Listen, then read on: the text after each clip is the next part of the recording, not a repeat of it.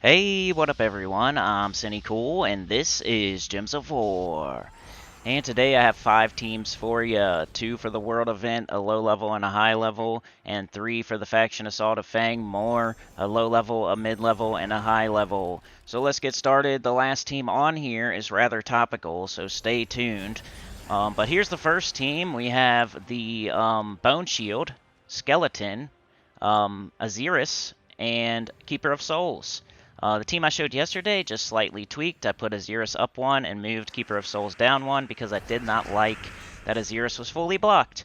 Even though it's only 6 mana, it's enchanted. When it casts, it's most likely going to get 6 mana back, so it's no big deal if you want to keep it at the bottom. I don't think it's too big of a deal.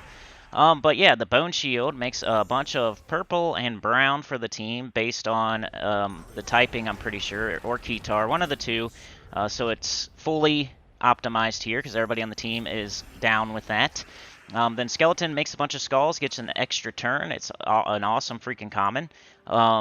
Aziris, you can place a skull, so that's really nice with this team.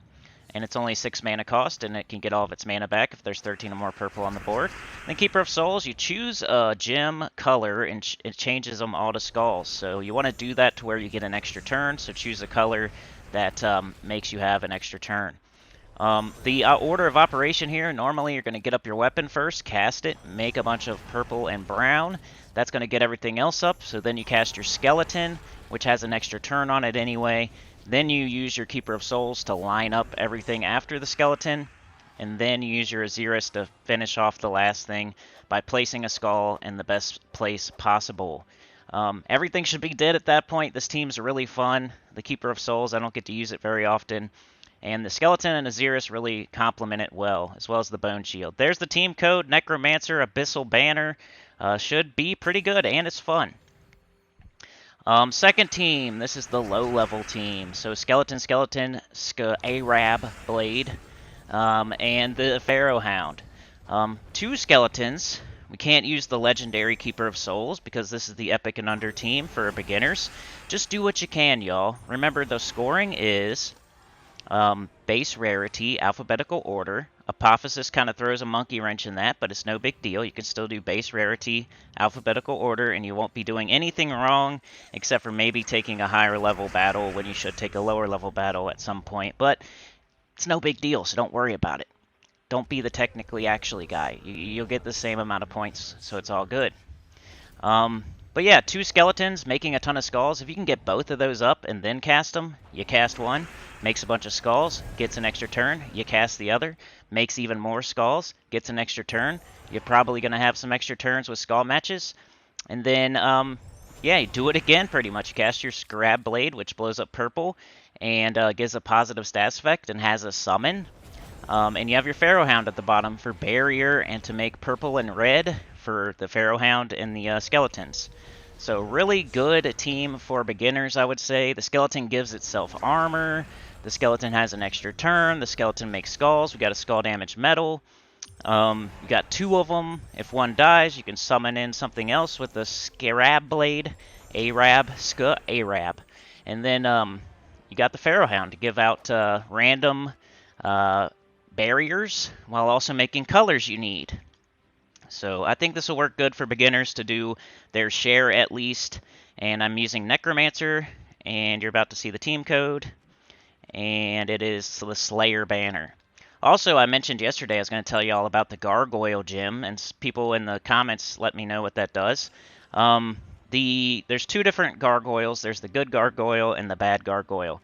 The good gargoyle has blue eyes. The bad gargoyle has red eyes. If you explode the blue gargoyle, you get a random positive stats effect to your team. If you explode the red gargoyle, you get a random negative stats effect to the enemy's team. So it's kind of ho-hum, like 1 status effect for blowing it up like randomly on, who cares? So it's really not going to affect anything.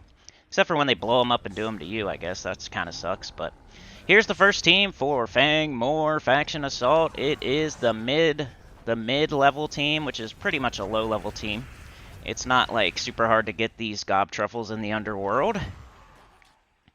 But, crazy enough, some people don't really know how to use this properly. They can't loop it all the way to 500. It should be able to make it to at least 400. before it starts having real trouble. You just got to make sure you keep it on your turn. And you got to have patience. It's not the strongest like spell damage in the game. The point of it is it loops. So if you add up all the damage it does before it's the enemy's turn, it does do tons of spell damage. So that's the point of it, is to keep it on your turn for as long as possible. Gob Truffle is your priority. The beginning of the matchup, Forest Troll is your priority just to get up the Gob Truffles, and then from then on out, after casting one Forest Troll, you're supposed to cast Gob Truffle over and over and over and over while it's up. You pretty much never cast a Doomed Glaive. If you don't have the Doomed Glaive, there's so many weapons these days you could use. You got a Boreal Crystal, you got Gob Sticker, you got Osha's Tome, you got Doomed Club, and there's probably many more that I'm not even thinking of at the moment that you could use, so I'm sure you got one of them. The Doomed Glaive, you only cast that to finish them off, or if they're submerged, or if you just know they're all, you just want to do a ton of damage. But yeah, I'm using Warden with Trident Banner. You can also use Titan. It's a pretty good team, and it should loop for you. Just keep it on your turn, and everything will be okay. Have patience and keep it on your turn. That Forest Troll is going to entangle. That Doomed Glaive is going to entangle. You got a Leaf Storm going on. The Forest Troll has Skull Mitigation. Like, you should not be getting hit. You should be looping. Alright, the Ferocity team for the low-level people. One of my favorite teams in the game. It's really awesome. I think it's the best Guardian, but Finesse is the best Guardian, but this is the funnest one. Whenever I get to use it, I get excited. But yeah, Triple Ferocity, Rage Reaver. The only problem here is if you do not have the Rage Reaver, which isn't just available all the time, you got to get it in the soulforge. So if you don't have it, I would recommend using the Gob Truffle team. Gob Truffle's super easy to get in the Underworld.